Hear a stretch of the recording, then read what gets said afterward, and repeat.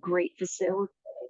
We have two great facilitators that are joining us this evening, who are teachers outside the state of Texas, who are going to teach us a lot about AI. It is changing each and every day. And as we were going back and forth in emails, they were like, yeah, every day, like we make changes to our presentation because there's always something new and improved about AI as the ever-changing world moment by moment. So just a couple of reminders, please make sure that your screen name matches the name that you registered with, because when I go to issue certificates, that is the name I match your registration name with the name that I have on here. So you can click on the three dots by your name, go down to rename, and change your name to the name that you registered with. And also just be kind and courteous and keep yourself on mute when they're presenting. And then we have plenty of time for questions and answers. So with that, I am going to hand it over to Pete and Kathleen, and they're going to tell you a little bit about them as educators and then get into their presentation. So thank you for joining us. After you, Kathy. You're muted, Kath. You would think I've never done this before. Hi, I'm Kathy Torregrosa, and I am a teacher fully released out of the classroom in Cranston, Rhode Island. So biggest state to smallest state. And my job is to coordinate all the things that support teachers: professional development, mentoring programs, teacher evaluation, coaching, all sorts of things. So I'm a teacher support person. I'm also the Cranston Teachers Alliance, our union president. Oh no, I don't want that job. Union secretary. And I'm the local site coordinator for my local as well. I have been doing work with AI with Pete since the day it was released. So we started off with a like looking at it that morning and going, oh no, to within 2 hours going, oh my God, this is going to be the best thing ever. And we've been on that road ever since. So we're going to share with you some of our challenges, concerns, benefits, tools, and please ask questions. Use the chat room because there's a lot of you. So use the chat room and, make sure that your mics are on off. And if you want to speak, absolutely raise your hand. We'll try to accommodate, but there's a lot of folks. So use the chat room would probably be the best. Pete. Hey, everybody. Pete Guyon, Cranston Public Schools in Rhode Island. I work closely with Kathy on a daily basis. My title is Instructional Coach Coordinator. Similar to Kathy, we have been on this kind of AI journey from the very beginning, from the inception. Tonight, we plan to have some discussion around AI itself, share some tools with you, give you time to play, allow us to answer any questions, any concerns that you have. So please don't be reluctant to ask away this evening. We can hopefully have an answer for you, or if not, steer you in the right direction. Kathy and I have had the tremendous opportunity to present on AI for quite some time with a bunch of people. So hopefully we have some tools that you'll be able to use immediately in your classroom tomorrow. We do have a handful of tools to share with you. The one thing I will ask in advance is please don't feel so overwhelmed with the amount of information that we share with you. Try to look for that one or two tools or features within a tool that you can take away from this presentation and implement in your classroom tomorrow. Kathy and I always share our email addresses with you, so if you have any questions after this session down the road, please feel free to email us at any time. We are constantly answering questions for teachers outside of our district, people who have been participants in our sessions in the past. So welcome, looking forward to the next 2 hours, and nice to meet everybody.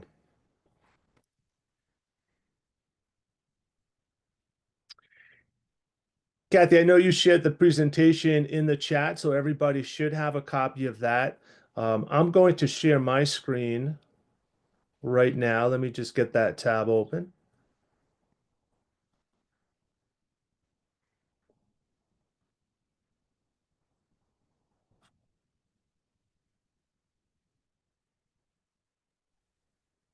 Yes, Can Pete, I've been traveling a lot, and so I've been trying to get Pete to sign up for TSA PCheck. Exactly. And that's exactly what that was. So, and thanks for that reminder, Kat. That was perfect. Okay, so you should have a copy of our presentation. Once again, I'm going to go in preview mode in just a second. Our goal this evening is to kind of share everything that Kathy and I have found in not only researching AI and how to use it in the classroom, but also what we've also learned from other people who have participated. So please think of this as kind of a back and forth as well. We'd love to hear your experiences of using AI in the classroom. And in fact, in just a second, we'll have a couple of questions that we're going to ask based on your level of comfort and how much you've actually used AI, because obviously, Kathy and I do not know either what grade you teach or what you actually teach. So we want to get a little bit of information so we can tailor our presentation specifically to meet the needs of everybody here. So this evening, this is our agenda, if you may. We're going to have a short discussion about, hey, why should we be using AI? I know it's prevalent and seems to be everywhere in the news, not just in the education industry, but why should we be, considering using AI? Kathy's going to talk about the difference between digital citizenship versus digital literacy. And I think that's a huge component of this kind of AI voyage, if you may. We feel that the students that are graduating from our schools right now are entering an industry that is going to be using one form of AI or another. And it's important that they understand not only the literacy piece on how to use it, but also how to use it responsibly. And even in the classroom right now, depending on how your district deals with AI use, making sure that they're simply not using it to copy and paste an answer to the questions that you sent home for homework. So we're going to talk a little bit about that. The tools that we're going to focus on this evening, one is from Khan Academy. That's kind of a notorious website that's been around. Obviously, Sal Khan. He now offers teachers these 100% free tools in Khanmigo. We're going to break down some of our favorite tools. And talk about different ways that we can use that in the classroom.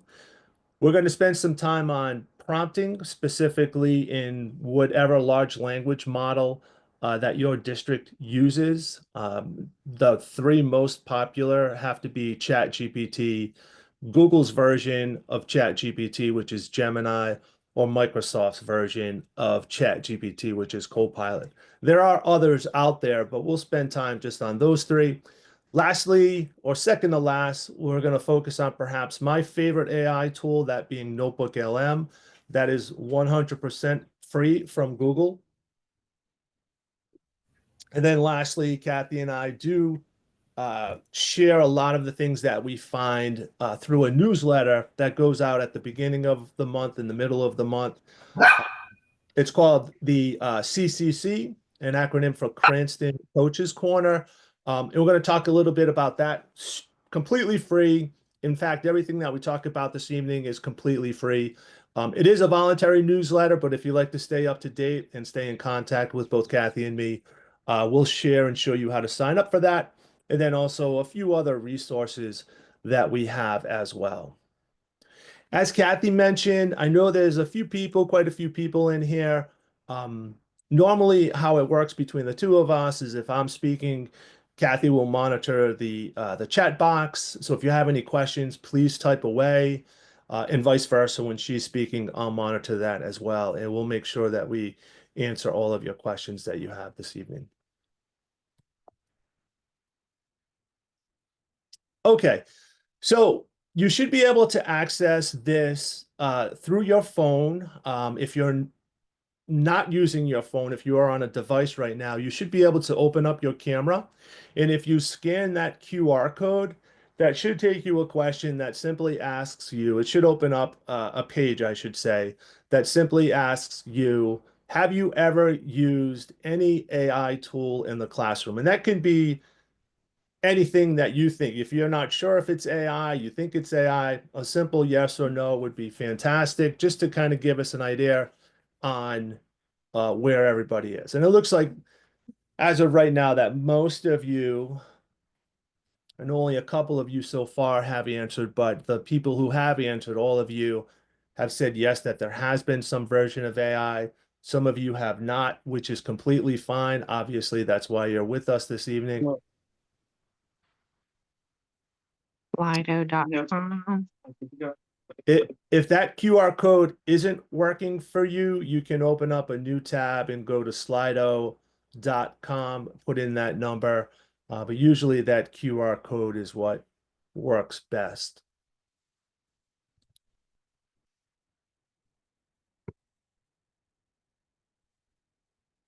Give everybody another second or so to respond to that. Okay, it looks like most of you who have responded have used some version of AI in your classroom, which is good. It kind of gives us, like I said, an idea on, you know, you're not brand new to it.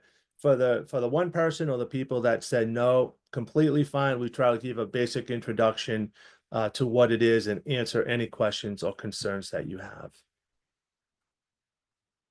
Okay.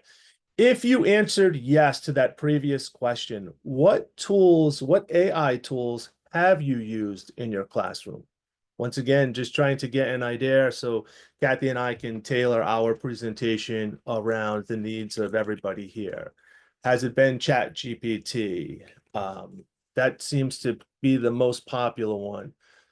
Magic School, another great one out there.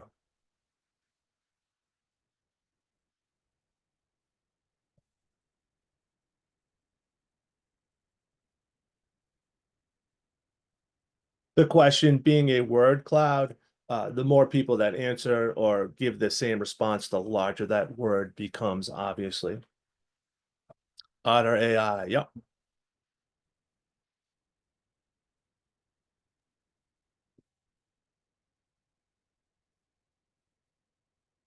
Looks like someone else is typing, so we're going to give you a chance to respond there. Gemini, yes. ChatGPT, of course. Diffit, another great tool. We won't be spending too much time on Diffit, but we can definitely talk a little bit about what Diffit is. Canva, a fantastic tool. Every teacher should have a Canva education account because you can do everything in Canva, you name it.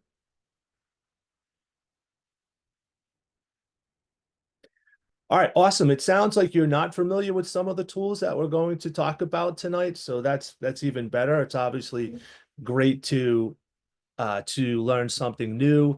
Grok, X's version of ChatGPT, definitely. Prezi AI. Haven't used the Prezi AI in a while, but I'm going to kind of check that out. I know Prezi was like the presentation tool way back when, but clearly many of the platforms that have been around have incorporated some version of AI. ChatGPT, of course, looks like it. Canva was another answer there. So, yeah, if you do not, as an educator, like I said, have a Canva for Educators account, it's completely free. If you just Google Canva for Educators, there's a link for you to sign up with your school email. And you will have access to all of the premium features within Canva, completely free as a teacher. And from templates to tools to, like, if you can dream it, Canva can do it for you. So there's a lot of great stuff in Canva if you don't have one. Okay, awesome. So lastly, regardless of the tool that you've used, what ways have you used that tool? So if you used Prezi AI, was it for presentations? If it was Gemini, what have you done with Gemini? Same thing for ChatGPT, Canva, Grok, so on.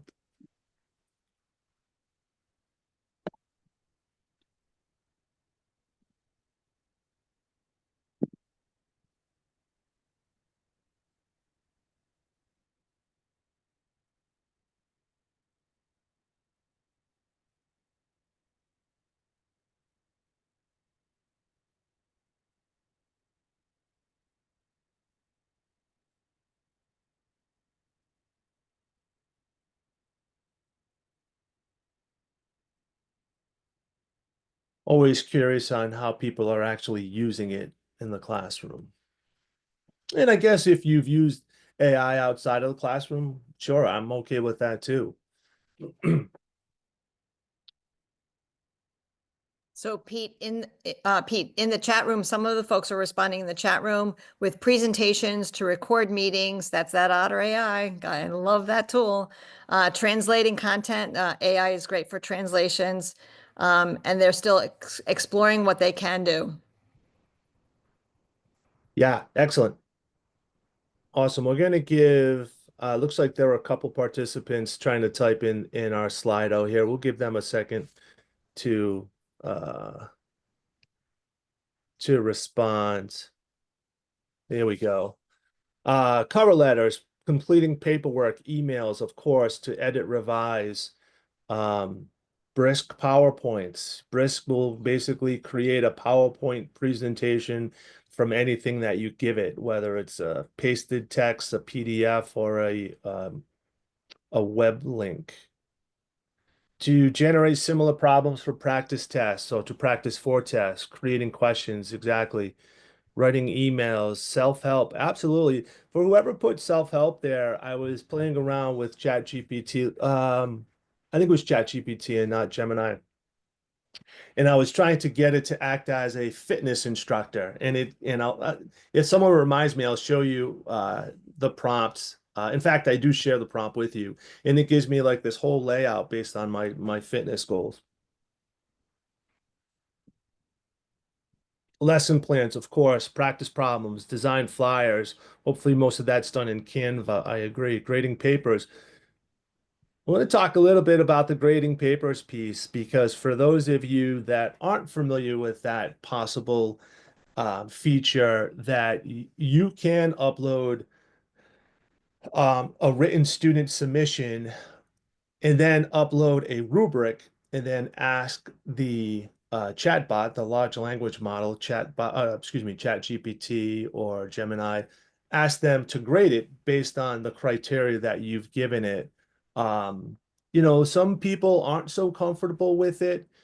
Kathy and I do promote that use because for those people that do have to grade a ton of papers, it can save you some time and give the student a level of personalization and ways to improve their writing that if you were to do that would take you forever to do that for each of your students. So we can talk a little bit about the grading papers possibility, but definitely a lot of emailing, coaching plans, summarized notes. Okay, great. So we've used it for a variety of reasons. Hopefully, we're going to share some different ways that you can use it. Some of the tools that we're going to share this evening will do this as well, but hopefully you'll find some other tools that will maybe do something different that, hey, I wish I thought of that, or maybe I can use it for this. So once again, our goal is for you to walk away, since you're spending some time with us this evening, to walk away with either a new tool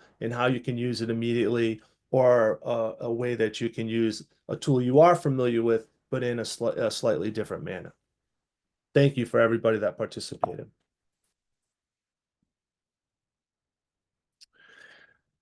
So I've kind of touched upon this already, but why should we be using and talking about AI?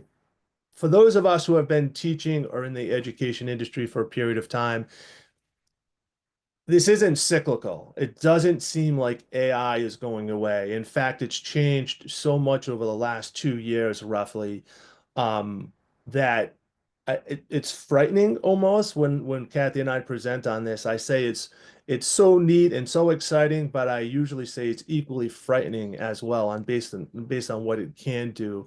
Um, I don't know where it's going, but it's not going anywhere. That's for sure. Every industry, I'd imagine that your students are graduating or going to go into at some point in their future is going to be using some version of AI. So it's important that we as teachers, we use it, but that we also show our students how they can use it or are supposed to use it responsibly. And education changes as the world around us changes. That's a great quote. It always has, and it always will need to. So we need to adapt with our times. The last tip there, if you look to the very bottom, we've done this through every social shift. I know Kathy talks about a little before my time, but talks about when the calculator was brought into the classroom and how we had. I say that with all the love in my heart, Kathy.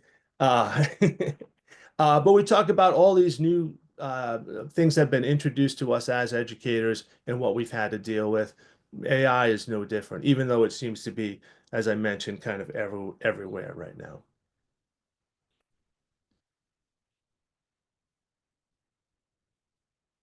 Lastly, can't emphasize this enough.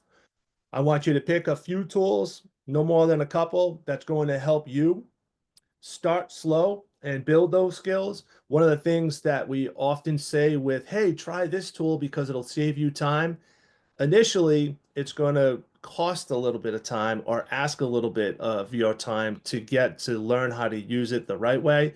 But once you understand how to use it in the long run, it will save you time. But just kind of keep that in mind. Obviously, we're asking you to choose tools that provide support for student learning as educators. But of course, if you're looking to use AI for any other reason, that's also a possibility for you. Ultimately, depending on how your district deals with AI and AI use in the classroom for student use, obviously keep that in mind based on whatever is written regarding AI use policy within your district policy. Okay, we're here to kind of show you the benefits of it, but let's also talk about some of the challenges that it may present as well. Okay. Yeah. So before we go into the tips and tricks and tools, let's just set the stage a little bit of some of the things that we need to think about before we do these tools and why we're using them. So we're going to talk about digital citizenship and digital literacy. These are not new terms. Anybody that has been talking about ed tech or is an ed tech teacher has been talking about digital citizenship and literacy for a lot of years. But it has become to the forefront now as being much more important because of the times we're in and what AI can do for us. So digital citizenship, I just want everybody to be on the same page, refers to the responsible use of technology. So it encompasses a lot. It's about, the social norms of what is appropriate online behavior. When is it appropriate to use technology to communicate with others? And maybe there are certain circumstances where we should be offline to communicate with others.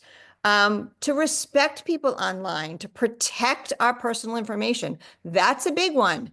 Our students just are not good at that. And it is our responsibility, along with their parents, to be showing them what they should be sharing online and what they shouldn't be and how to protect themselves.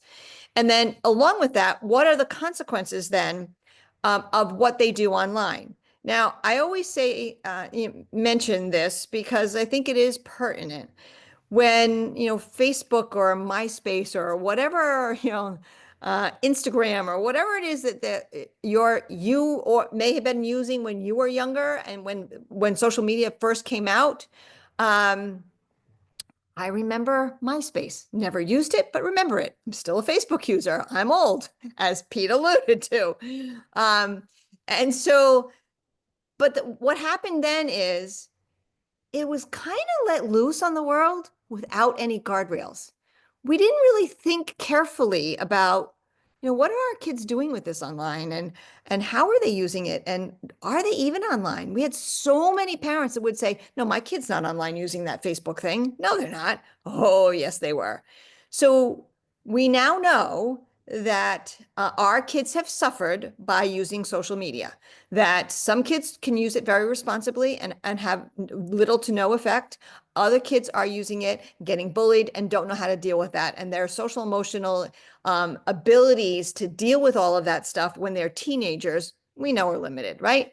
So the digital citizenship is really important. And I think now that we have this onset of AI and it gives us new tools and new things to ask the computer to do for us, that it's really critical that we don't deal with this in the same way we dealt with social media in the past. We have to be very upfront with kids. We need to be very upfront with teachers. This is what AI can do. Here are the benefits. Here are the challenges. Here are the pitfalls. This is what, as a teacher, this is what I want you to do. This is what I don't want you to do. So just like we set protocols for a classroom behavior, or this is where your homework goes when you come in the morning, and this is how we line up if you're an elementary teacher and you're going to, lunchtime, we need to set protocols for AI use. This is how you're using it in my class. This is how you cannot use it in my class. And that's going to be really important. And that comes underneath that citizenship piece. The digital literacy piece is really the skills behind it, is understanding how to use the tools effectively, how to use the Yeah, I'm technology. changing my bed out. It's hard to see, but I got to do it. I got you, Kath. You're all set. You're muted now, Kath. Sorry, I didn't know if anybody was asking a question. Okay, so what we need to be doing is making sure that our kids understand how to use the technology appropriately. So when you introduce like anything new to kids, you have to teach them what it is. So we're going to give you a real easy way to understand what kids should be doing at what grade level tonight. We're going to show you how to do that.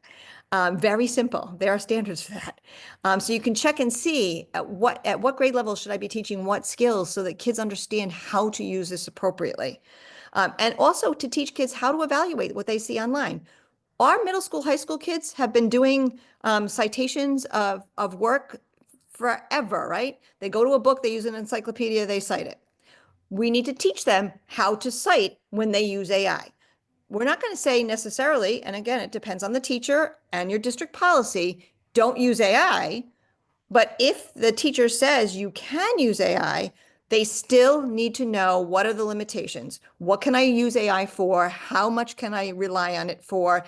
If I choose to use a piece of something I found on AI, how do I cite that? So we need to teach that. That's the literacy piece, is being able to use the tools, use them effectively, and use them equitably. It's the how to, and the citizenship really is the why behind it all.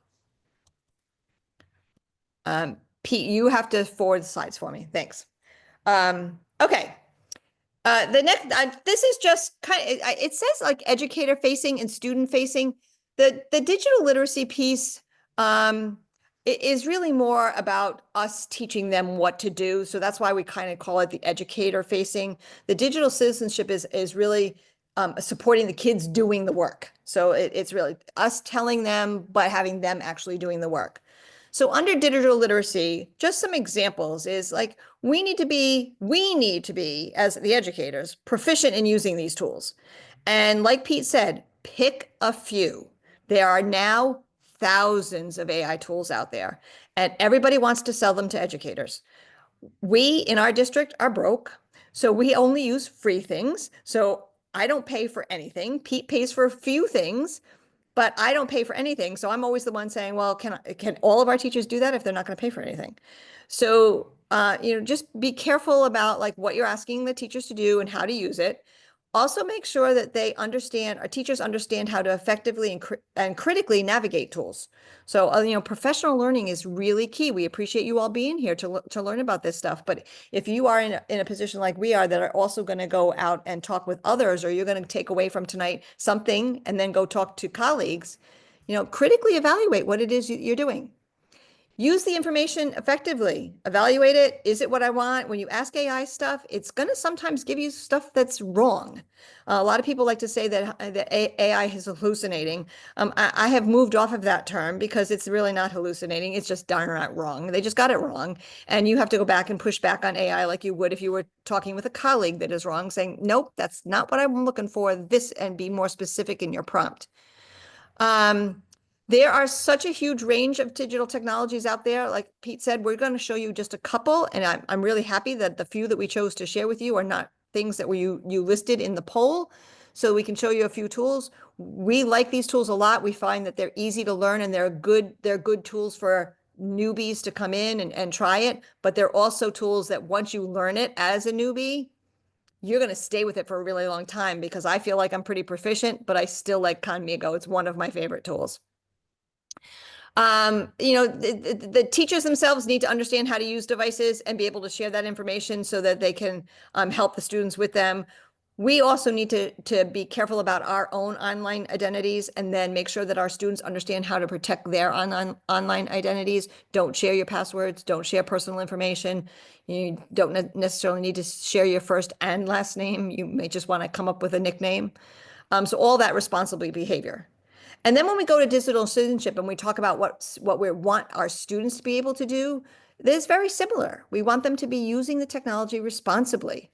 We want them to be aware of what their digital footprint is, where their names are, what sites are their names and emails and IP addresses attached to. What are the privacy settings on some of the things that they go to? They would be pretty surprised. When I talk to kids at the high school and say, did you know that your information is now in China, in Malaysia, and Singapore, and Ireland, and here, and then it might come back to the United States, and that's just one website. And they're like, what? I'm like, yeah, you really have to look at the sites that you're using because our information bounces so quickly. We also, again, like I said before, we really need to reinforce with our students how to respect privacy and everybody else's rights. We need to teach kids to be respectful when they're online, reinforce that, this is not another scenario for us to bully a colleague or a peer. It's to be using it constructively for learning. And then, just be respectful of everybody's thoughts and ideas as we move through this. Thank you. So that just kind of brings us to challenges, benefits, and why should we bother, right? So I'm going to talk about challenges for a few seconds, and then benefits, and then why bother. So each one of these columns. And as I do, I want you to use the chat room. So as I'm talking about some challenges here, try not to do what I do, but if you have some other challenges, put them in the chat room. We'd like to hear from you. So the biggest challenge, the number one challenge is plagiarism. We hear it all the time. My kids are just going to copy and paste and put it in. Well, in our district, our policy is pretty simple for AI. Our district policy is that teachers and students can use AI at the teacher's discretion. It's my job as the teacher to tell them what they can and cannot do with AI, and when and where they can use it, and when they cannot use it. And then to teach them that if they're using something that they're copying and pasting from an AI site, that they have to cite it. And by the way, this is how you cite it. And we're using the MLA format for citing AI. Here's the time to cite it. So thank you. Greg said that AI makes up sources and quotes. It does. If it can't find what you're looking for, it does create stuff, and it's flat out wrong. It's not an hallucination. It's flat out wrong. The challenge is that it's not reliable, says Wendy, and it's fraught with errors. It can be. Again, that's why kids need to do multiple sources. Remember, we used to have kids go to an encyclopedia. We never had to question when the kids went to the encyclopedia, is that right or wrong information? That was accurate information. We knew that. We trusted it. But we can't trust AI because it's so open to anyone posting anything. And then AI draws from all of that. So AI can't fact check everything that's submitted to the internet. And that's why we have to fact check. Students using it wisely, that's clearly a challenge. We are required to teach them how to do that. We have to give them suggestions of, yeah, that's a great idea. And nope, that's not such a great idea.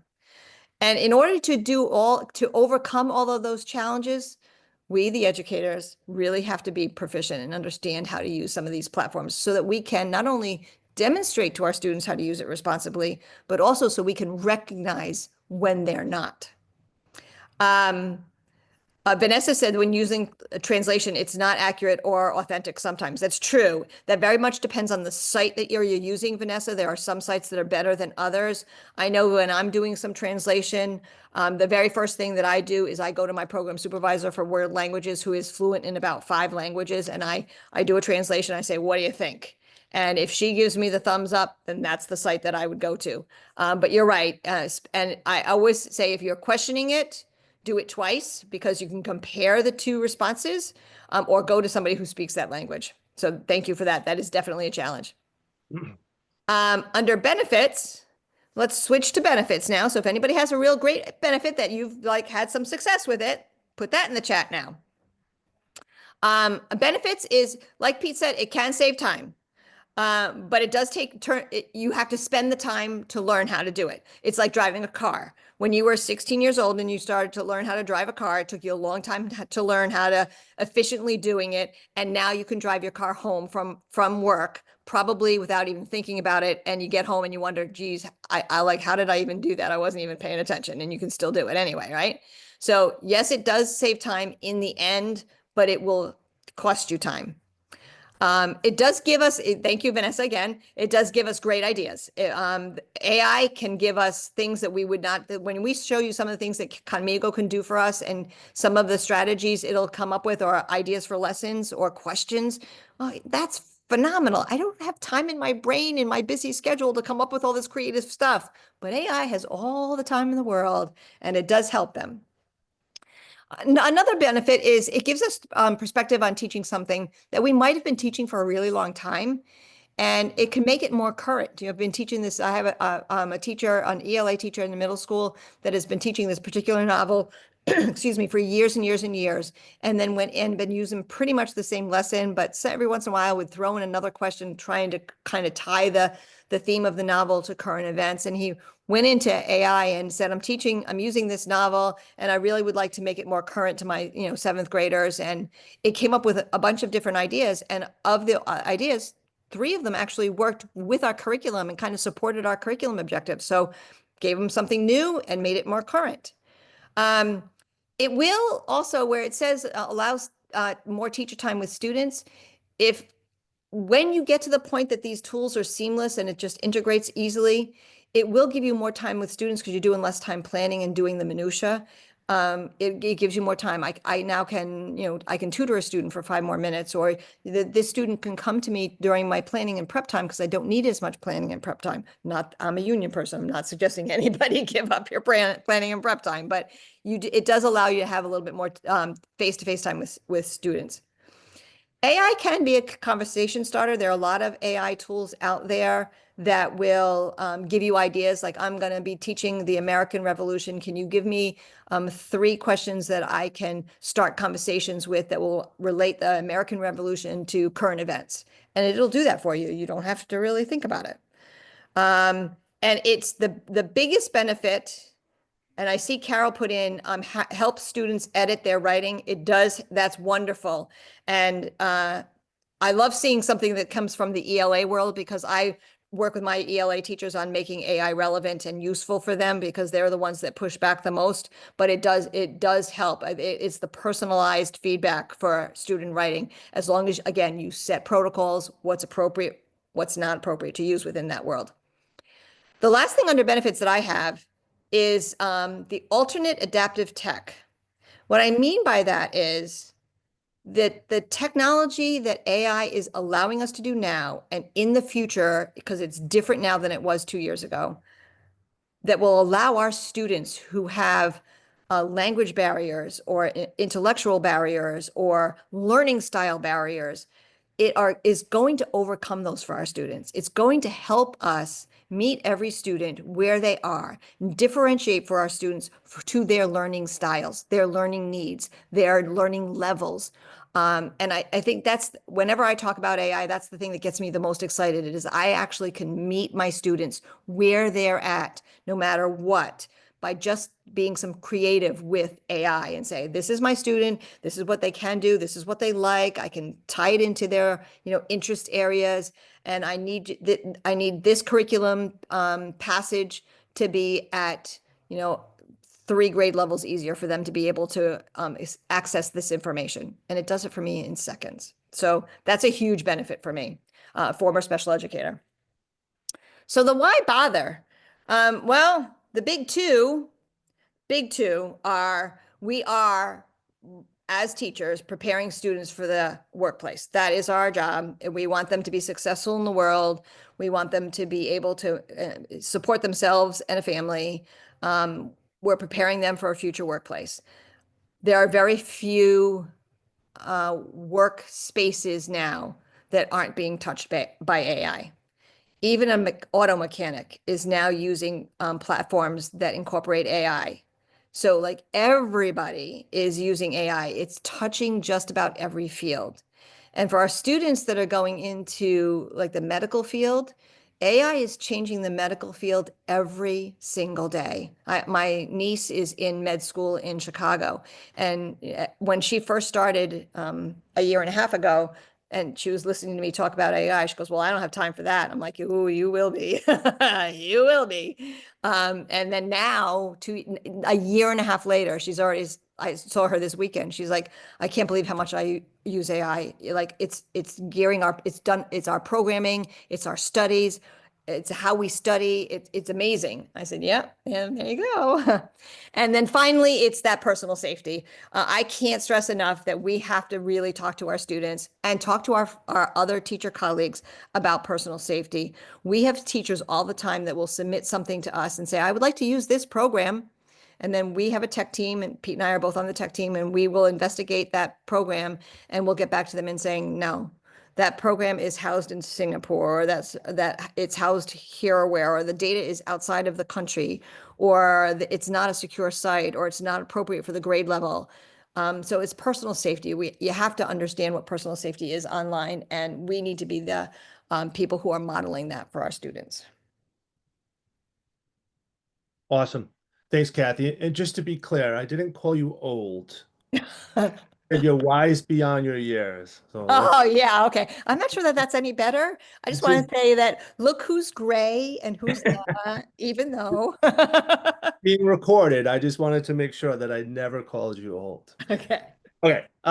So quickly before we continue, and not that it matters with the next tool that we're going to show you, but can everybody just take a moment and then just put in the chat whether or not you are a Google district or a Microsoft district? I know most of the districts, if not all of the districts in Rhode Island, are Google districts. Vanessa, thank you. Carol, thank you. Sean, thank you. It looks like little of both. Wendy, perfect. Maria, thank you. Okay, so it looks like it's predominantly um, Google. Thank you, Teresa. And I guess it really doesn't matter. It definitely doesn't matter for our next tool, but when we talk about prompting and different ways to prompt, I know Copilot's a little different than Gemini and vice versa, but we'll talk about those two as well. So, all right, thank you for everybody that had participated there. All right, so oh shoot, we're one slide away. I'm sorry, Kathy. Sorry, this is you. I was all excited to talk about Conmigo. If you want to quickly talk about that. Okay.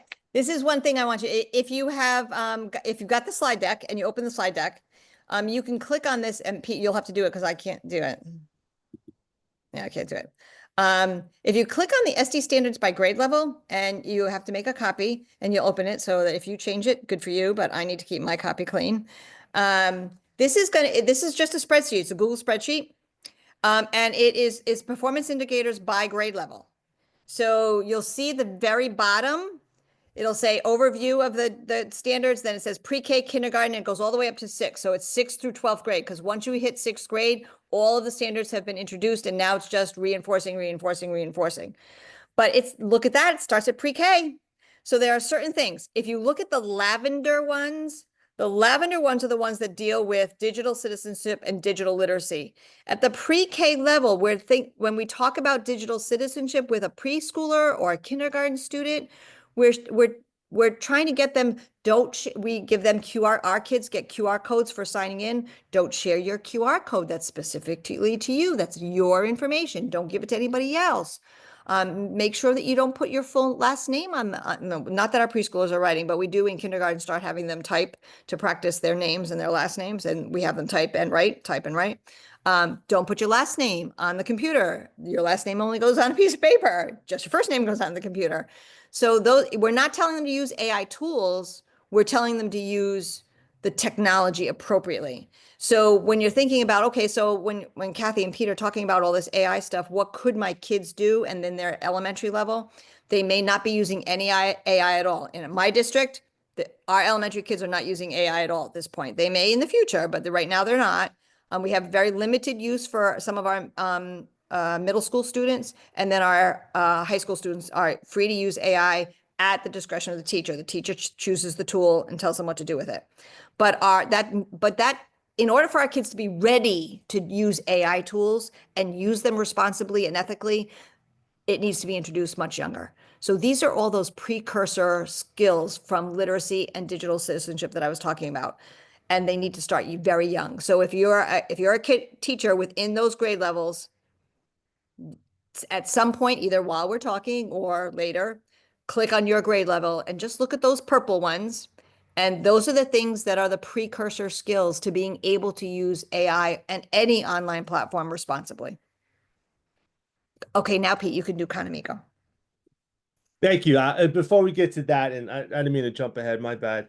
On this slide that you're seeing right here as well, we did link a website called Kids Tech Skills. It's geared more towards elementary students, but when you click on this website, there are a bunch of different ebooks that students can access. In fact, let me click on it to show you. On a variety of topics that talks about digital citizenship in addition to other topics as well. There are interactive PDs that may correspond to some of the skills that Kathy just talked about. When we talk about interactive PDs, they have to click on it and answer questions. This one is just on keyboard shortcuts. There's no login needed. There are no third-party ads advertised on the left-hand or right-hand side. Like I mentioned, it is more elementary-ish, but if we do have some elementary teachers, there are these activities that may, as I mentioned, correspond to some of the skills that Kathy was just talking about. Interactive activities, it may be tough for you to see here, but if you click on that link and you are an elementary teacher, you may find something helpful here from this website. Okay, awesome. Conmigo. So Conmigo, I know somebody put Magic School when we were asking about the different AI tools. Conmigo is very similar to Magic Schools. There aren't as many different tools, but what Conmigo is, it was created with the help of Microsoft, excuse me, but what we're going to share is 26 free tools that teachers can use for specific tasks. And we're going to get to that in just a second. With the different tools, you can plan, create, differentiate, support, and learn. We're going to not go through all of them, but we're going to go through a few of them. I'm going to try to touch on some of the ones that you did not talk about in how you use AI. I'll briefly touch on them, I should say, but we're going to look at some of the different tools. Completely free. You can easily export whatever you create to either Microsoft Word, to a PDF. If you are a Microsoft district, you can go to OneDrive. If you're a Google district, they can be exported to Google Drive. It'll create a Google form for you, a PowerPoint, or a slides presentation. That does depend on the tool, and we'll talk about that in just a second. I did link a free AI educators course here directly from Khan Academy, that if you're not super familiar with AI, you may want to take a look at that free class to get you up and running. And then lastly, we also linked a couple of videos for you depending on what you teach, whether it's ELA, math, social studies, science, elementary, or if you are an elective teacher. There are videos from Michelle from Khan Academy, who's a former teacher, that talks about how you can use Conmigo as said teacher. And each video ranges from 5.5 minutes to 8 minutes or so. So you can click on the link here, or Kathy perhaps can put it in the chat as well. But when you click on Conmigo, I already have an account. If this is your first time using Conmigo, and I imagine it would be because I didn't see it mentioned in regards to AI tools, it'll ask you to sign in. You can sign in with your Google account. I believe the first time it may just ask for your birth date, but that's only a one and done sort of thing. But once you do sign into Conmigo, you should enter a dashboard that looks like this. And as I mentioned, we're going to give you time to kind of log in and take a look around. If you can do two things at once, listen to me and still play around, by all means, go ahead. But keep in mind that we'll give you some time to go in to try the different tools. So what you'll see here, and I believe I counted correctly, there are 26 different tools for a specific task. And you'll notice that they're in different colors. So if I click on all tools, which is the default here, you see all 26 of them. You do have the option to favorite some. So if you like some, or if you find you're using some more than others, you can click the star. And then to easily filter, you can click on my favorites, and just the tools that you've starred will show up there. Or if you're looking for something around planning, you'll see all of the purple ones are around planning. Create is green, differentiate is that, I guess it would be a pinkish color, so on and so forth. So let's take a look at one of the more recent tools that they just added to Conmigo. This is the Blooket generator. And not sure if you are familiar with Blooket, but Blooket is similar to Quizzes or Kahoots, or Gimkit, any one of those in which you can add questions, and then the students are playing a game, and then it gives you some information back on how they did as they answered the questions. You can go to Blooket and you can, search for a specific topic, but within Conmigo, you have this Blooket generator tool. And it's as simple as clicking on the tool. It's going to ask me for what grade level will I be creating this set for. I guess we'll pick 6th grade for now. It says a topic for the Blooket question set. I've been kind of using the water cycle for the last few presentations, so we'll go with this. Water cycle, if there are a standard tied to whatever topic you're looking to create, you can put that there. Additional notes, I'm going to say, and you can put anything here, focus on, I don't know, let's say the kids were struggling with, let's say, evaporation for whatever reason, just giving it a particular focus, if you may, and then some overall instructions. And here's where you can kind of make it kind of fun. The example it says here, and you may be able to see it, but it says phrase the question, answers in Jeopardy format, or and talk like a pirate. So if your students are into soccer, as an example, I often give, you can say, ask the questions around soccer.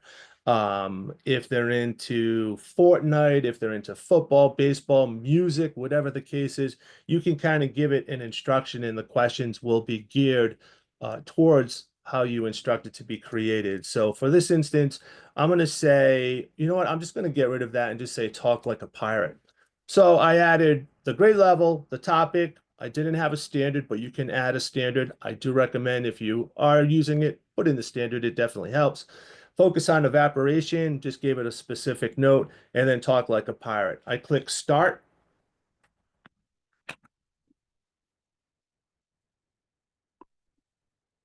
And what it's going to do, it's going to generate all of these questions around the water cycle.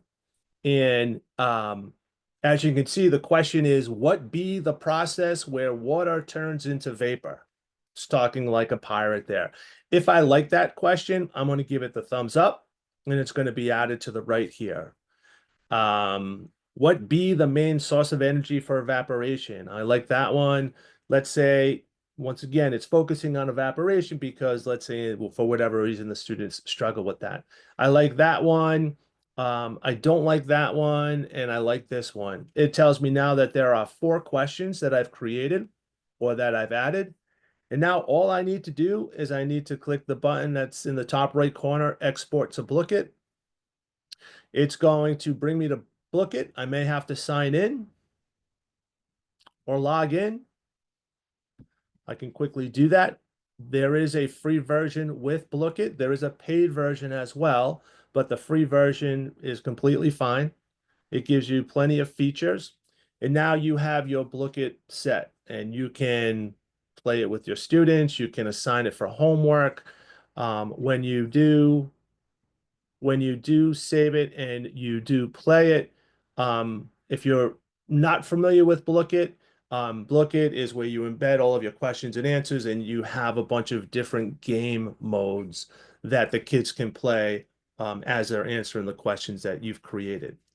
So as a time saver, you may already have Blooket sets, whatever the case may be, but if you ever need to quickly generate something as a study guide or something for the students to do prior to a test, whatever the case may be, you can easily use the Conmigo to create a Blooket set for you and your students.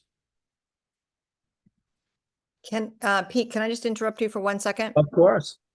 When you register for Conmigo, you do need to click on educator, and then you need to use your school email. That's how you get it for free. So they need to see a school email so that they know that you're a teacher, and that's how you get it for free.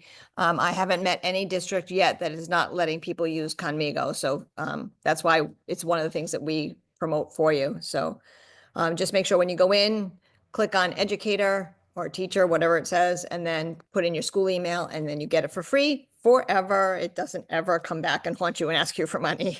And there are no ads anywhere on the site. Awesome. Thanks for the clarification, Kath.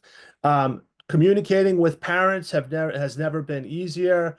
I'm going to click on class newsletter here. What is the name of your class? We're just going to call it Mr. Guyon.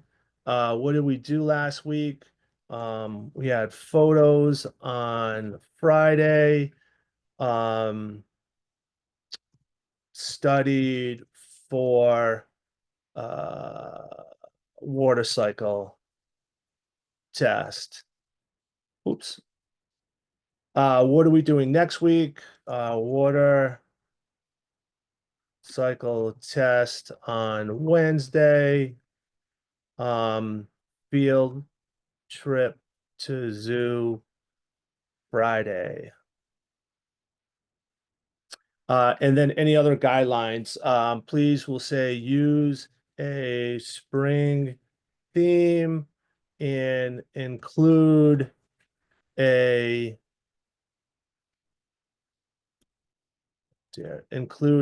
Spanish translation. Before you hit start, can I just add one comment for you, Pete? Of course. For those folks that are not real comfortable with AI yet, this is one of the reasons why we like Conmigo so much, is that using AI like a ChatGPT or even Google Gemini, you have to be really good at understanding how to write a prompt. And Conmigo helps you with that because you're really only answering questions. You're not having to write out the full prompt. In Gemini or Copilot or ChatGPT, you don't have all these prompted questions. You have to think about all of these details on your own. So that's why when I introduce AI to my teachers, I always use this platform first because it shows them how to prompt. And then, I mean, because it asks questions, you answer the questions, it creates the prompt, it does it for you. And based on doing this, then you're much more successful when you use like a ChatGPT or a Gemini or something else, because now you know, oh, I've got to give it all of these details. Thanks, Pete. Yeah, no, perfect. Perfect explanation, because you can do all of this in ChatGPT, in Gemini, in Copilot. But like Kathy just mentioned, this kind of steers you to specifically what you're looking for. We can do the same thing in any one of those tools, and we'll talk about prompting in just a little bit. But yeah, so I put in just a couple things on what we did. I'm going to click start.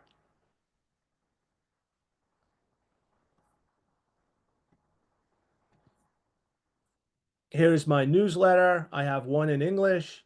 I have one in Spanish here. I can easily click this I can print it if you're okay with it right here. I can export it to Google Drive as a PDF document and share it via whatever learning management system most of us, I think, put in Google. So if you're using Google Classroom, you can share it out that way, or email, whatever the easiest way is.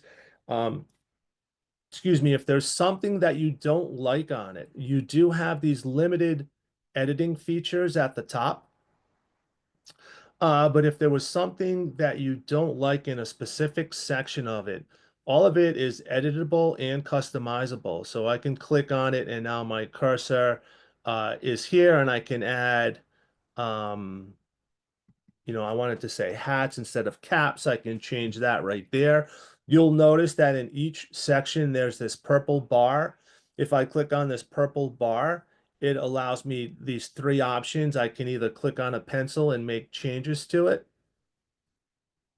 And it kind of like prompts me on, okay, what kind of changes would I like to make to it? I can try something different in which it'll rephrase it if you don't like the way it has been written for you. Or if you wanted to have a discussion with Conmigo, itself is this little chat bot here. And you'll notice that it opens up, and now I can have this dialogue with this chat bot that allows me to put and have it create whatever I'm looking for. In this instance, ultimately, it would probably be easier for you just to type what you're looking for, but you kind of get an idea. Those features are available on any tool that you use within Conmigo.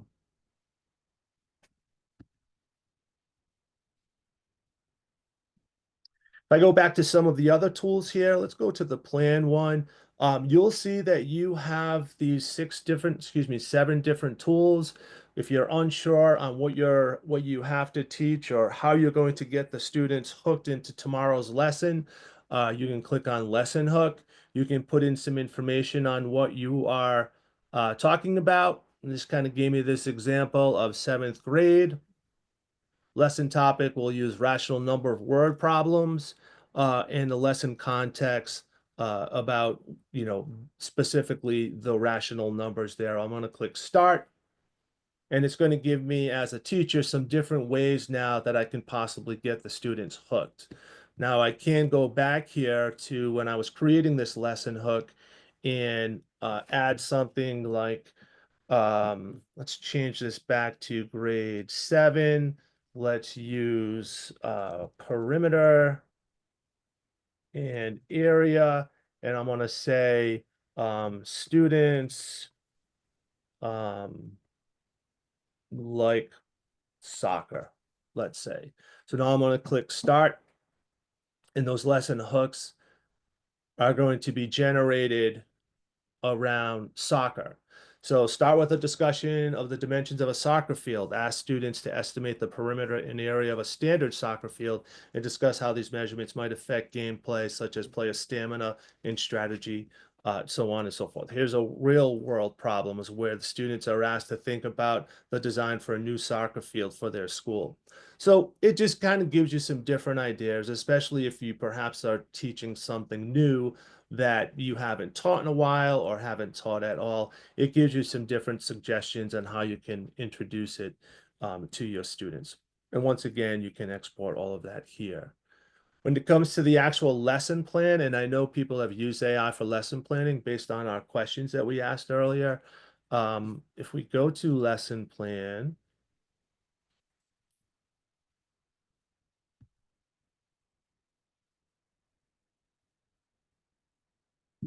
it's going to search for something from Khan Academy. So if you're not familiar with Khan Academy, or if you're not familiar with how Khan Academy was created, it's from Sal Khan, who did these math tutorials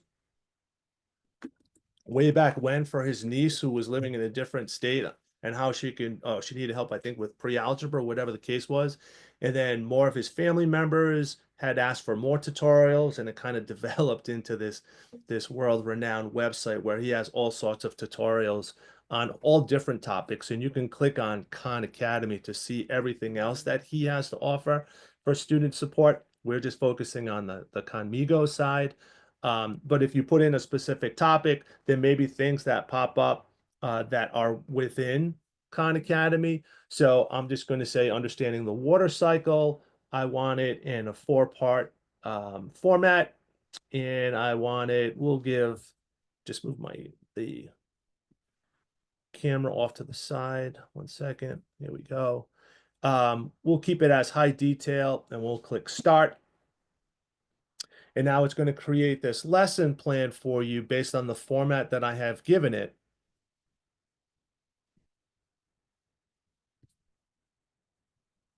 gives a whole bunch of information. And if you've used AI for any lesson planning, you'll know that it gives you quite a bit as long as you're very specific with what you're looking for.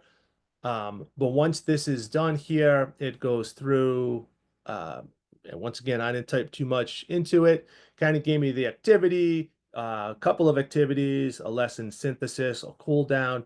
But now if you go to the export, you'll see now that I have an option to save it to Google Slides. So for the lesson plan, if I click on Google Slides, it'll take a second to generate that.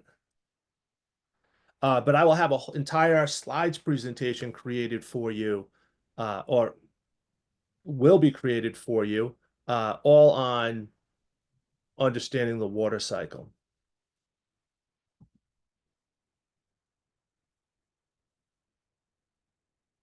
So not only do you have the lesson plan, but you also have it, and there's a very similar feature in Brisk as well. But you also now have a fully editable slides presentation for you to share with your students to go over the water cycle or whatever the topic is. Fully customizable, but completely done for you. So Kathy and I often joke about the hours that we used to put in and going for our education degree and creating lesson plans and corresponding work to get the students engaged with it, so on and so forth. It can be done in literally seconds for you now. And I teach at a local university, and I teach in the ed program, and I teach my students, they're not kids, they're adults. I teach my students in a master's of teaching program to use AI to write lesson plans. I don't have them draft them anymore. Do this. So this is where we have come to. Yep. And then just a couple of others, and I know Kathy and I have been talking for a little bit, so I just want to quickly go over a couple of others and give everybody a little break to maybe check out some of the other tools, get up, stretch your legs, whatever the case may be, and then we'll jump right back in. Some of the other tools that may be beneficial to you, obviously, would be make it relevant. So if you have a topic, maybe you're teaching the War of 1812, and how do I make it relevant to my students' lives? I don't know, let's try it. Nothing like a live demonstration. War of 1812, grade 8 class, who are I don't know, let's go with the big soccer fans. Let's see if there's any way they can relate the War of 1812 to soccer fans.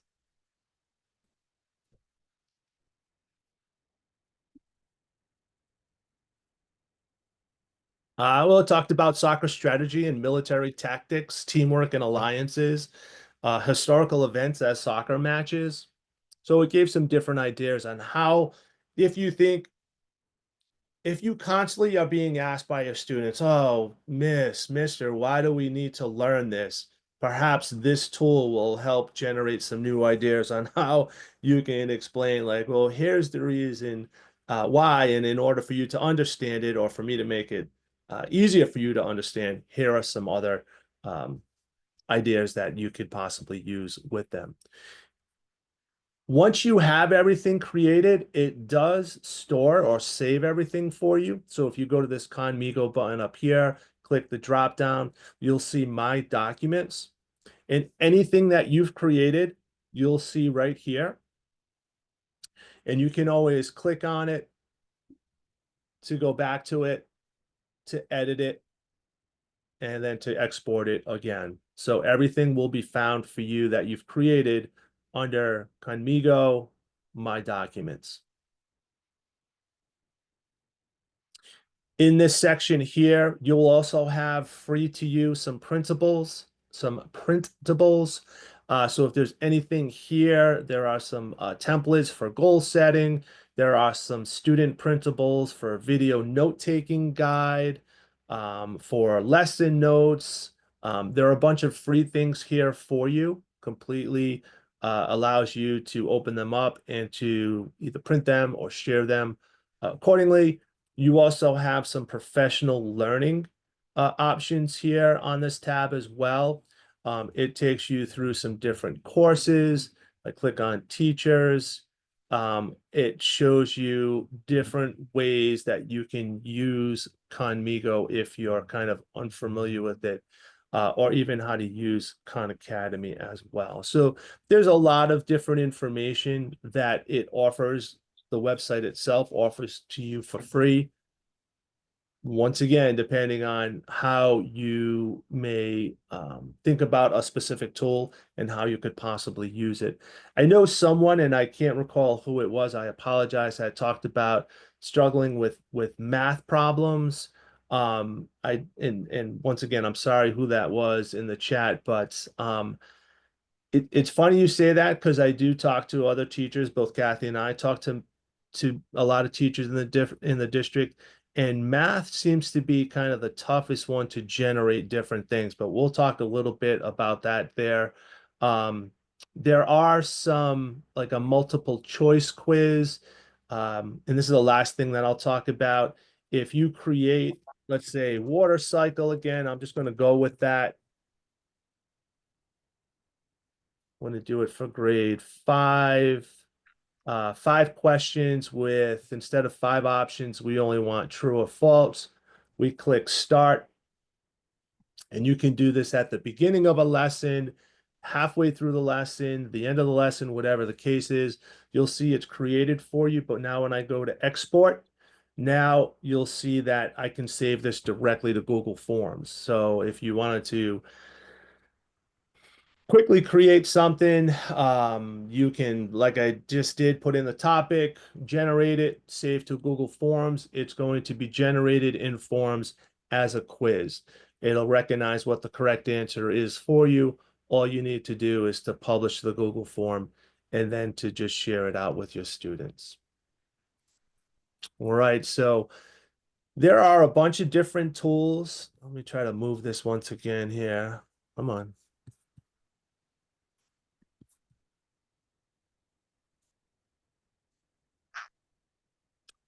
A bunch of different tools that you can, I know I lost the link for it there, but that you can use within, come on. There we go. Perfect. So there's the Google form created for you, has the questions, has the answers, gave it 1 point per question. Now you can publish it and share it out with your students. So it does a lot of different things for you. As Kathy mentioned, I think it's a fantastic place to start if you're new to AI, because it kind of directs you on what you need to put in. But we're going to talk a little bit about prompting in Gemini and in Copilot in just a few minutes. So I know I have 8:43. I don't know, Kathy, how long do you think we should give? Suggestions? You're muted, Kathy. I'm sorry. Let's give everybody a little bit of a break. So I'll give you at least 5 minutes to either Perfect. get up and stretch or play with Conmigo and kind of try some of the tools. And then we'll ask for, excuse me, it's allergy season in the north right now. We'll open it up for questions or comments, and then we'll move on after that. So maybe 5 minutes of playtime, stretch time. And then I'm following the chat. So if you've got some questions, you can add them to the chat. But maybe 5 minutes, Pete. Perfect. Yeah, we won't be spending as much time on the next 2 tools, even though I like the next 2 better, but it'll be a quick introduction and then give you time to try a couple of things. And then Kathy and I will be here to answer any questions. So perfect. We'll give you the 8:50. That's Eastern Standard Time. That's what I have here, which is a little over 5 minutes, which is exactly 5 minutes. Kathy and I will be here to answer any questions. If you need to shut your camera off and get up and stretch or whatever the case may be, please do that. And we'll see everybody in about 5 minutes. One of the questions that has been coming up is, do you have to be a teacher to join Conmigo? Nope. If you're a paraprofessional or if you're a related service provider, anybody that works in the school can join Conmigo for free as long as you're using a school email address. Anybody can join in. Yeah, so there are, when you go to register the first time, you might see like educators, parents, students. As a parent, you can join it, but then you have to pay a certain amount. Same thing for a student. But if you have an educator email address, once you log in with that education domain, you'll get it and all of the tools that I just shared with you for free.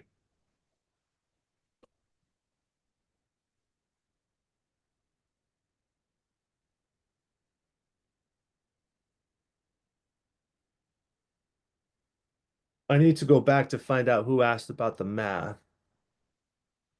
because I know that's often. Wendy asked, how is it with generating math script requiring an equation editor? It's not great. Yeah. Yeah, if you ever find something like that, Wendy, I'm assuming you're a math teacher. We'd be glad to forward it and give you full credit to our math teachers. You probably would have much better luck in Copilot or Gemini or ChatGPT.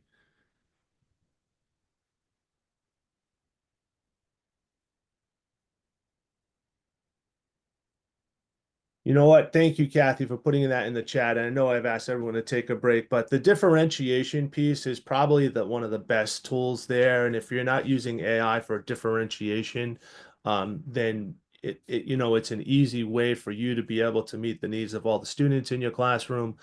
Um, I think prior to AI, differentiation to meet the specific needs of every single student in your classroom was virtually impossible. But with some tools like Conmigo, some of the other AI tools out there, you're able to take a 10th grade reading passage and be able to ask an AI um, tool, many of them out there, to rewrite it for an 8th grade reading level, and it will take that same information but rewrite it so it's easier to understand for the students who may struggle in writing. So differentiation, absolutely. That is a great tool for that. You have such a hard time being quiet. Yeah, I'll stop. I'm just going through everyone's comments in the chat here. So I'm assuming Wendy, it was you earlier that talked about a math worksheet.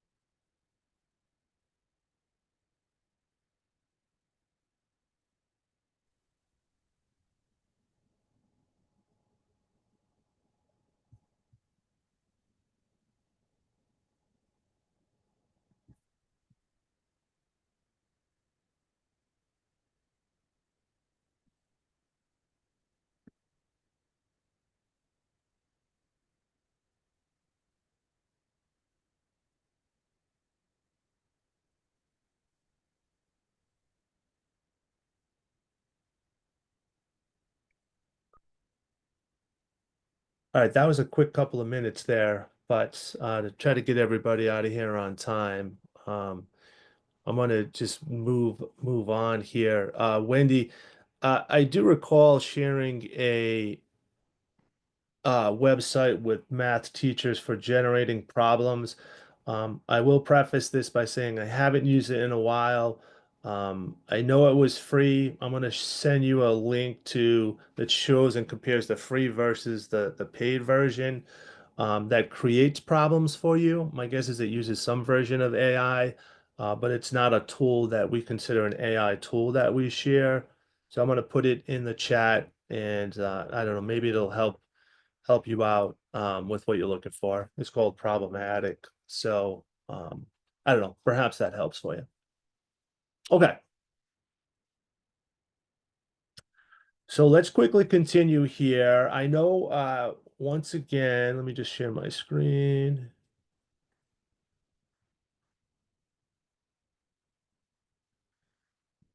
Let me just close out of some of these tabs quickly. Don't need that one, don't need that one, don't need that one. Okay.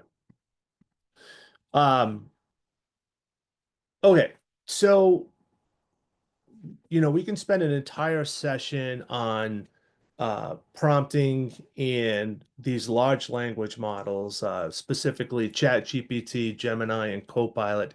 Each are linked under their corresponding name here. If you have some familiarity with AI and you've kind of advanced past Conmigo or Magic School where there's a specific tool for a specific task, you can go into any one of these. As Kathy did mention at the beginning, I do pay for ChatGPT just because I was always curious about the new things that they roll out and the paid subscribers get it before others. Everything that we're going to show you is the free version this evening. But the best thing I can do that Kathy and I can do for you really is to kind of talk to you about the components of a good chat and then, of a good prompt, and then give you a bunch of different examples to try to copy and paste in either ChatGPT or Gemini or Copilot. So or Grok, whatever the case may be. So when you think about writing a prompt, basically what you're doing is you're corresponding with a large language model and you're asking it to do something rather than putting in, grade 6 water cycle topic um, for soccer fans. You'd be asked to actually put in a specific prompt that's going to ask ChatGPT, Gemini Copilot to actually give you some information. And then you can continue that conversation with the chatbot to get specifically what you're looking for. So there's no magic perfect prompt for you to put in. It changes, and I can put in the same identical prompt into all three of them and get different answers for all three. So there's no magical perfect prompt. It's specifically what you put in as your prompt is what you're going to basically get out. The more detailed that you can, or the more detail you can put into your prompt, the better and the more specific your result is going to be. So to think about, and there's so many different acronyms out there that help you remember like what to put in. This seems to be the easiest, but once again, if you've used another acronym, whatever you've used to remember how to write an effective prompt, please continue using. But one of the things that Kathy and I share are, okay, 4 things to remember in your prompt. What response do you want from Copilot? We'll give Copilot, this came from Microsoft. Like what do you want them to do? Create a lesson plan, uh, create a rubric, whatever the case is. Give it as much context that you possibly can. Any background information, any specific details about the students in your classroom, if you're looking for, let's say, a lesson plan. Most of the students are at grade level. However, a couple of students struggle with reading comprehension. So giving it as much context about the audience, let's say, that you can to get the best result. If you have any source, any example, you can now upload sources to all of these. clicking a plus sign, and if you want it to look like a particular lesson format, or if you want it to look similar to a particular rubric, you can upload sources, so that allows that large language model, that Chat GPT or Gemini, to take a look at it and try to create what you're looking for based on the format that you've uploaded. And then, be specific with how you like to see it. Would you like it to be in less than 500 words? Would you like to have it in bullets? Can you make it funny and courteous? Write it in a fun and courteous manner. The easiest way to do that, because as I mentioned, we can spend the entire night specifically on any one of those, is Kathy and I have created a document called the Prompt Corner. And what's in this Prompt Corner is a document with several tabs that we've created on the left-hand side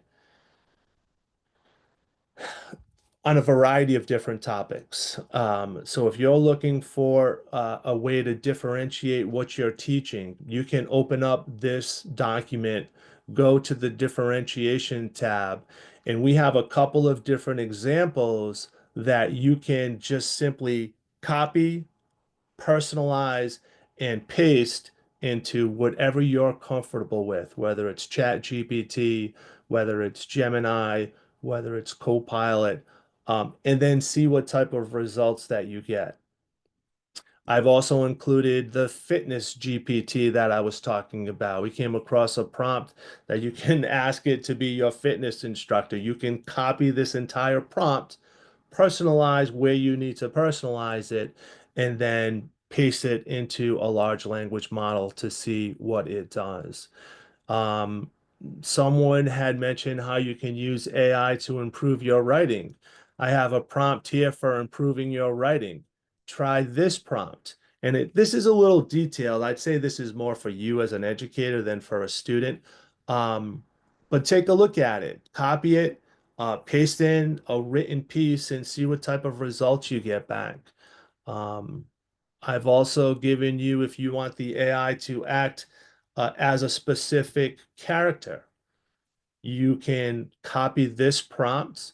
Let's say you wanted to act as Benjamin Franklin, whatever the case is. You can copy this prompt, paste it into any one of those large language models, and see what type of output that you get. So I don't mean to minimize prompting, because as I've already mentioned, we can spend the entire night on the basics of an effective prompt. But in light of everything here, and our time commitment, of course, that we wanted to give you a bunch of things and then have you practice and then answer some or ask some questions, and hopefully we'll be able to answer them. For those of you that aren't familiar with each of the three, Chat GPT kind of looks like this. And when we talk about like adding something, you click this upload file so you can upload information to it. But here's where you can put in, copy and personalize that prompt and then paste it here. I mean, we don't even have time to talk about the type of photos now that are being created in Chat GPT. It's where it's going, I don't know, but it's getting pretty amazing and equally frightening, as I've already said before. But let's just focus on the prompts. ChatGPT looks like this.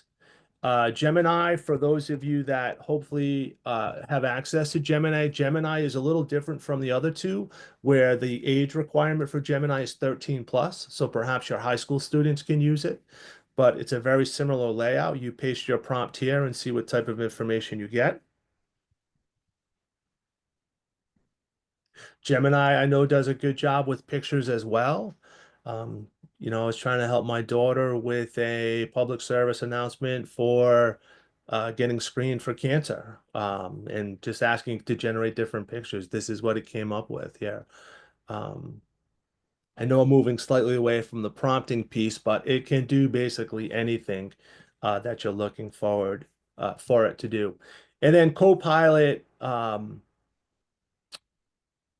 allows you to do the same thing. Let's see if I can log in with my student account here.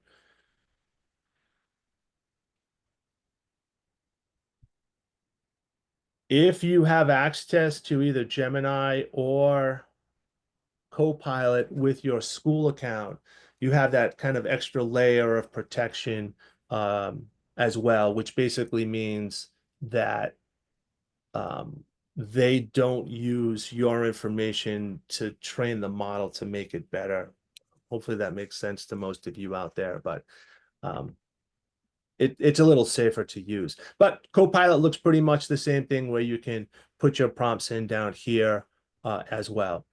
Keep in mind that you can, let's see if we use Copilot for this instance. If I create this one for creating a grade 4 math lesson, you'll see that it does it in seconds for you. But when we talk about, iteration and continuing the conversation, let's say it gave me 3 questions for my exit ticket.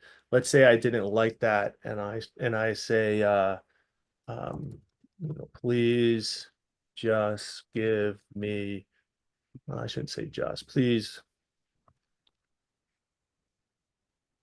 give me 5 exit ticket questions. Now it's giving me 5. So you can, what I mean is you can continue that conversation with the large language model to get what you want. Let's say, all right, well, please, provide answers. And then it gives me the answers. But you kind of see, you can continue that conversation. This is for those who are a little more comfortable with AI and how to write prompts to get what you want. So what I would recommend to give everybody another little break here is if we give you maybe another 7 minutes, if the first break wasn't long enough. Pete, Yeah, good. it's 9:03 and you want to do Notebook LM. I which- do. So I'm not sure that you want to give them 7 minutes, sorry. Because I know how much you like to talk about Notebook LM. Yeah, I think I can do it quickly. Thank you, Kathy. Okay. I think I can definitely do it. Notebook's my favorite, LM's my favorite, and hopefully go away with it. But let's still give you a break because I know there's a lot of different prompts in the prompt corner. Anything that you think you can use, the prompts are already written for you. Just copy them and paste them into one of those large language models just to see the type of information that you get. In fact, take the same prompt and paste it into all 3 and see how they vary in the results. Yes, always make sure that what it's producing is what you're looking for. Make sure it's accurate. We've talked about how it does make errors. So just, obviously don't simply create something and then just copy it and paste it and share it. You always want to check it over and make sure it's accurate and that it kind of sounds like you as the teacher as well. So we're going to give you, like I said, 6 minutes now just to mess around with those prompts. Please take this, obviously everything that we've shared with you. And then as I mentioned earlier, if you have any questions, even after we meet, feel free to email either Kathy or me. But let's take the next 5 minutes, 6 minutes or so, try that. And then we're going to talk about Notebook LM when we get back.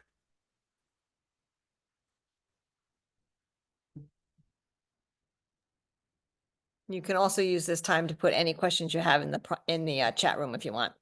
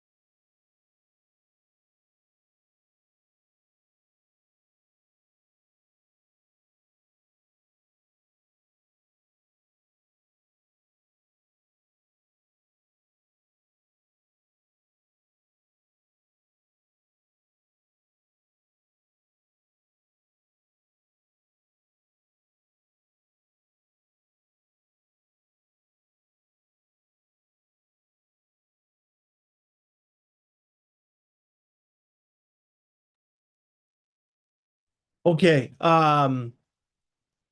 Real quick, just wanted to, before we get into Notebook LM, within our district and for other people who have attended our sessions in the past, we do provide the opportunity to sign up for a newsletter that we do put together. And within that newsletter, this is the most recent one. It's a one pager. It's completely free. We share a bunch of things on that one page newsletter, specifically the most recent Google updates that pertain to teachers.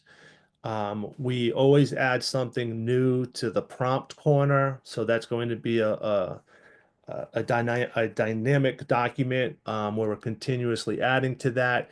And then we share all other sorts of resources, all free resources, websites that we've come across, updates for certain tools such as Notebook LM, some SEL videos on friendship and healthy screen habits, how you can use prompts here to create an action figure of yourself to share with the students, or a Barbie doll style of yourself. The prompt is given to you. Different ways or different tools that you can use to help you identify whether or not students copy and paste in their Google document from AI. So try to keep everybody current. If you like to see what it's all about, you can click on this link at the top. That'll take you to my website that has all previous issues. The link of the picture itself will take you to the active uh, newsletter with live links, so you can check that out.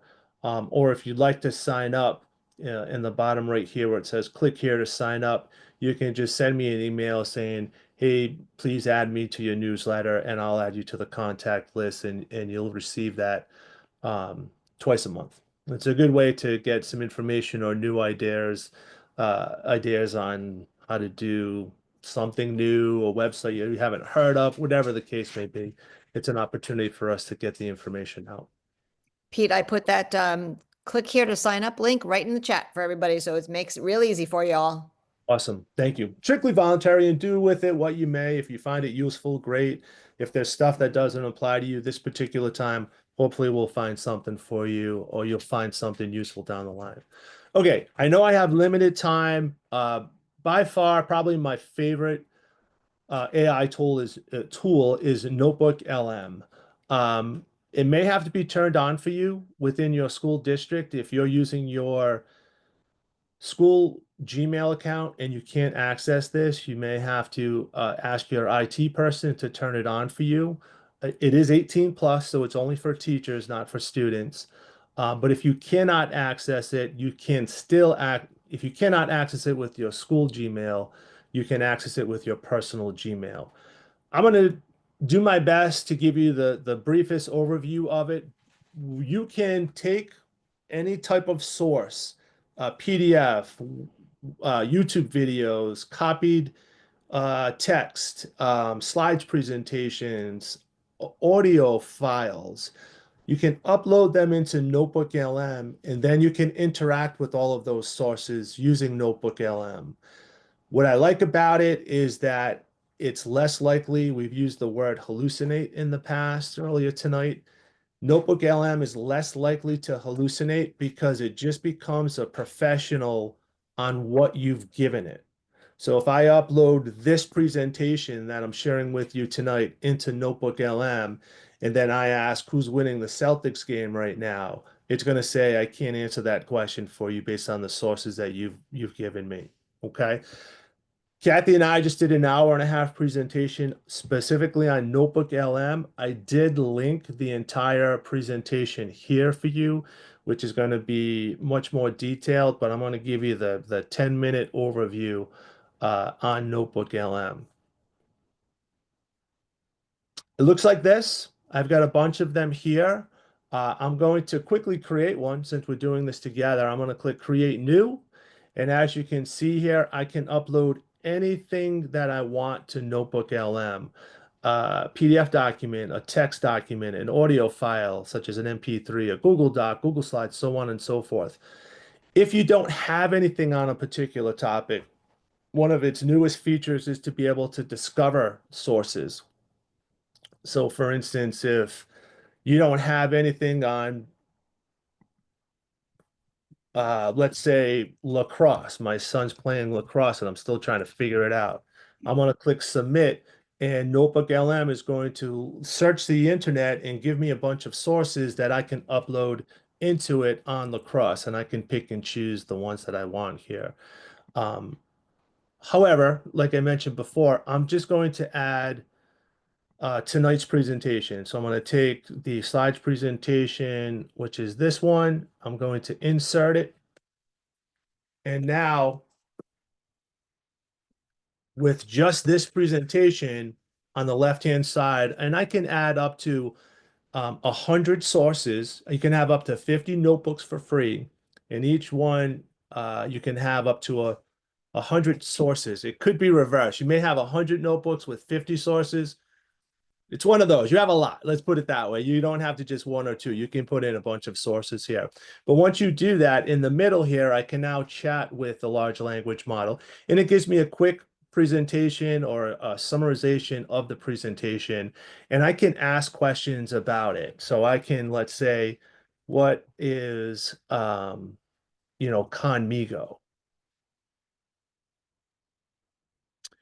And now it's going to go back into my presentation. And not only is it going to pull everything that I've just shared with you. Let's see if I can make this a little larger here. I don't know if that helps too much. But it's also going to cite where it pulled it from. So it says, based on the sources, Conmigo appears to be an AI tool with 26 free features designed to help educators plan, create, differentiate, support, and facilitate learning. When I click the one, it's going to show me what slide it actually pulled that from.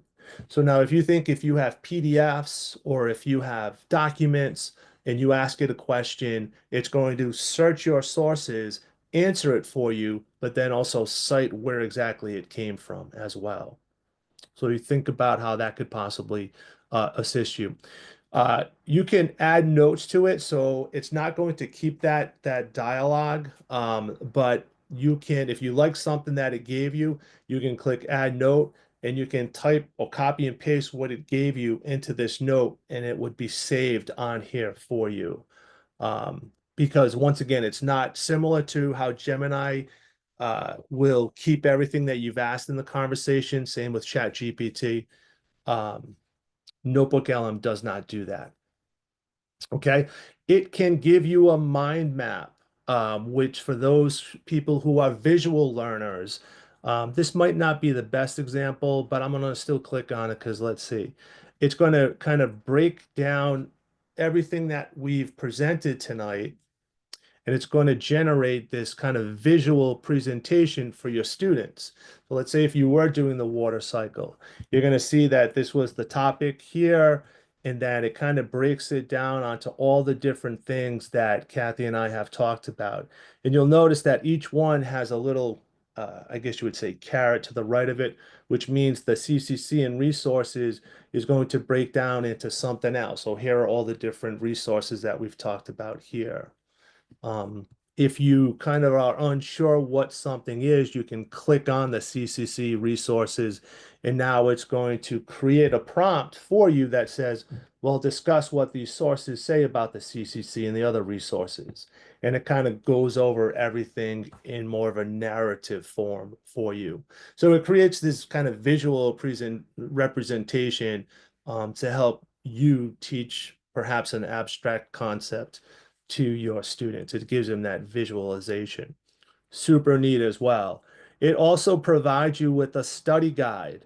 If I click on study guide, it's going to generate in seconds for you questions, answers, essay questions, all for free. So this isn't the best example because there's really no, well, it did do it. I was surprised that it did. It gave some key concepts for students to understand. Once again, think about what type of source you can be uploading to it. Anything from your curriculum at all.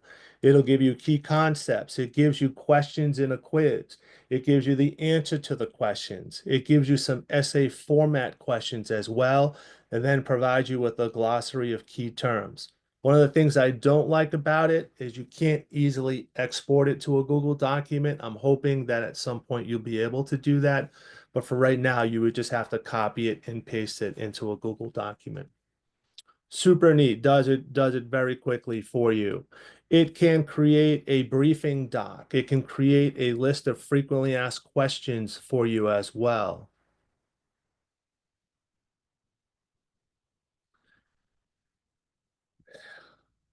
There we go. Oops, come on. So what it identifies as questions that most are commonly asked, it creates that for you. Think again, once again, about the concepts and the material that you have to teach and how that could possibly help you. By far, the best part is its ability to create a podcast for you.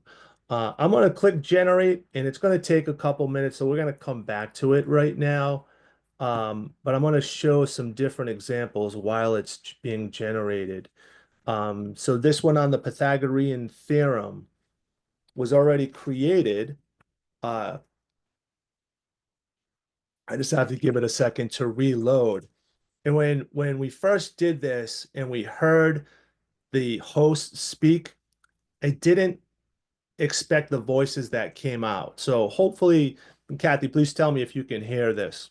This is on the Pythagorean theorem. Oi there, matey. Welcome to Now, I will say that I customized this podcast for the people to speak like pirates, just using that theme once again. another one of our deep dives Hold on. into the vast ocean of knowledge. A pleasure to be here. Today, we're hoisting the sails and charting a course toward a treasure chest Oh. of numerical gold.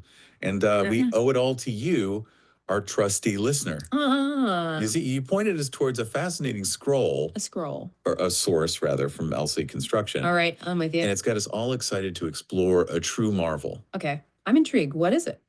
the Pythagorean theorem. Oh, the Pythagorean theorem. A theorem as sturdy and reliable as the timbers of a galleon. Now, if you're thinking Pythagoras, sounds like some old buccaneer with a parrot on his shoulder. Pretty But much. you're not far off. Yeah, in terms of age, at least. But this So you kind of get the idea. So it created this podcast where this male and female host almost kind of banter back and forth, but talk about the sources that you've uploaded to it. Completely wild. You can come over here and you can click the three dots, and now if you wish to play it back to your students, you can do that at different speeds.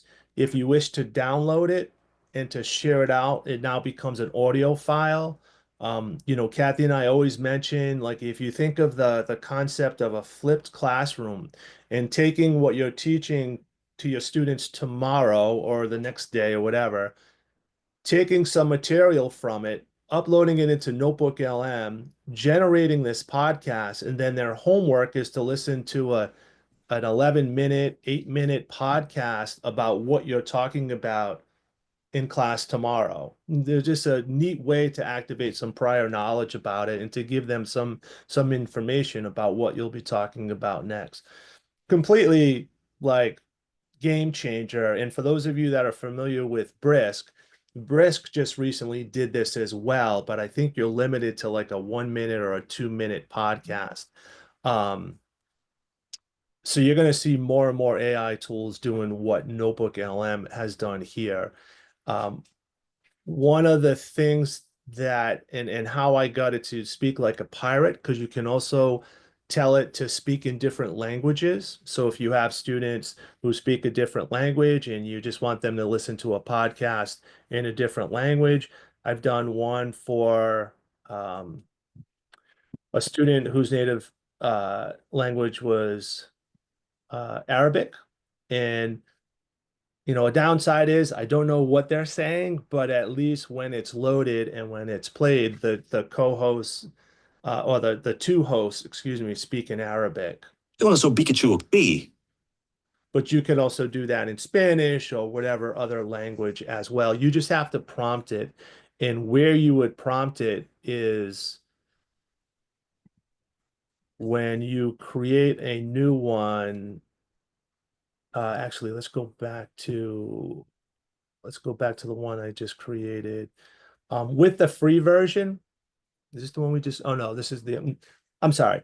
With the free version, you can only create 3 podcasts a day. So if you don't like one, you can delete it, but just know that you only have your ability to generate 3 per day, or I think it's per 24 hours, to be honest with you. So if you deleted it and you met your criteria at 8:25 tonight, you couldn't do it until 8:25 tomorrow. But there's this, when you upload your sources, you see this customize button, and in that customize, let's quickly just upload something just to show you.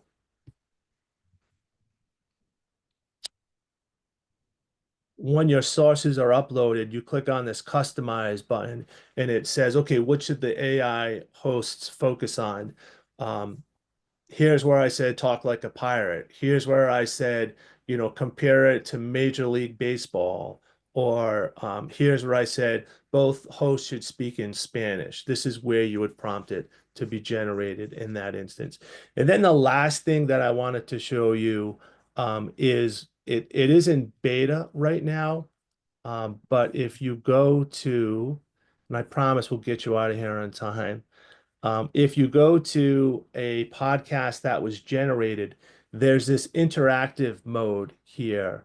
So when I click on interactive mode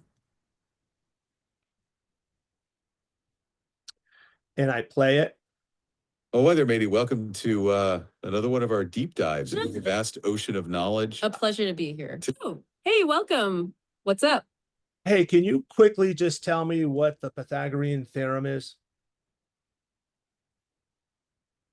Ah, fantastic question. Absolutely. It's the very heart of what we're about to explore. In its simplest form, for any right-angled triangle. That's a triangle with one of those perfect square corners. Exactly. The theorem states that the square of the longest side, which we call Oh, okay, not to bring you back to grade 8 math, but you can interact with the hosts as well. I don't know how you might use that. Maybe if you're in front of your students, you can, and they're asking questions, you can, click on that interactive mode and then join the conversation with the co-host. But definitely a game changer. Another way to get the information out to your students when we think of different learning styles. When it comes to visual, you've got the mind map, auditory, you've got the podcast there as well. I really didn't do it justice, but at least it gives you kind of an idea on what it can do. One thing I will add, I've taken a picture of notes. I will add that too, of a girl's notes on the left. It was on bias, implicit and explicit bias. And just based on the notes, let me go back to, there we go. Just based on the notes and the words on the page, it was able to generate all of those tools and all of those features that we've talked about. So super neat tool. Like I said before, don't know where it's going. It's awesome and frightening at the same time. But as a teacher, hopefully you're coming up with different ways that you can use it in your classroom. Real quick, Kathy, do you want me to finish this since we're right at 9? I can give you a breather. Awesome. So Pete and I also present for the Rhode Island Federation of Teachers. We're in the middle of a series of 6 AI presentations, but they are virtual and there is no registration. You can just go ahead and click on these and you can join us anytime you want. We do them from 6, what time are those? 6:30? I think it's 6 to 7:30, I want to 6 to say. 7:30. Okay, which for you guys would be 5 to 6:30. But you can sign on any of these. There is no registration. On May 1st, we're doing brisk teaching. On the 8th, we're talking about literacy. And then on 22nd, we're doing project-based learning using AI. So if you're interested in any of those, you're welcome to do it. You've got the slide deck. You have the links to do that. So you can go ahead and just right through this slide deck, you'll have the information and you can join us for those. Those have been a lot of fun. They're a little bit shorter and we do a very similar presentation. We show you a tool and we play with it. So that's that. Then these are just some resources. The AFT just came out. I don't know if you saw the common sense guardrails that the AFT put out about using advanced technology, AI. They have come out with a updated version. So this is the newest version of the AFT's guardrails. And of course, Pete put the guardrails into Notebook LM and created a podcast so you can just listen to it on your way home from work someday. We didn't really talk about district policy, but I just wanted you to know that you can look at our Cranston policy. It is this big because AI changes so fast. We just said student AI use in the high school will be at the discretion of the teacher. So teachers make a choice of what it is, and then we're done. Oop, sorry, Kath. There we go. That's okay. No, Yes. we're kind of finished because the rest of it is just resources. So you can kind of look at all those resources. And if anybody has any questions, it is 9:30 on the nose. But if anybody has any questions or wants to ask any questions in the chat room, we'll stay on for a couple more minutes. Yeah. So just Everybody, it was Yeah, fun to visit Texas virtually. sorry for the quick ending there, but so many great tools. Email us anytime. I've said that enough. Honestly, please don't be reluctant to ask us any questions if we can help out. But thank you very much. Yeah, thank you both for doing this session. Just for the participants, Dr. Morales will follow up with an email with a link to everything that was shared tonight, along with the link to their virtual presentations that they're doing in Rhode Island, because I know there was a ton of information that was shared tonight, as well as their contact information.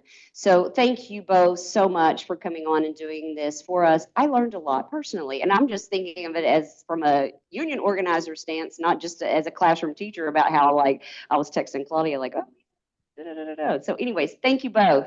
And That's hope a to whole see nother you all. presentation about No, AI that's like, I for contract mean, I'm like, negotiations and stuff. Yeah, I'm doing Yeah. contract negotiations right now, and I'm telling you, I'm on my computer with AI all the time. I mean, yes, Yeah. yes. So thank you both for coming on and doing this for our teachers here in Texas. And so we appreciate it greatly, and we will see you all soon. Thank you. Awesome. Bye, everybody. Thank you.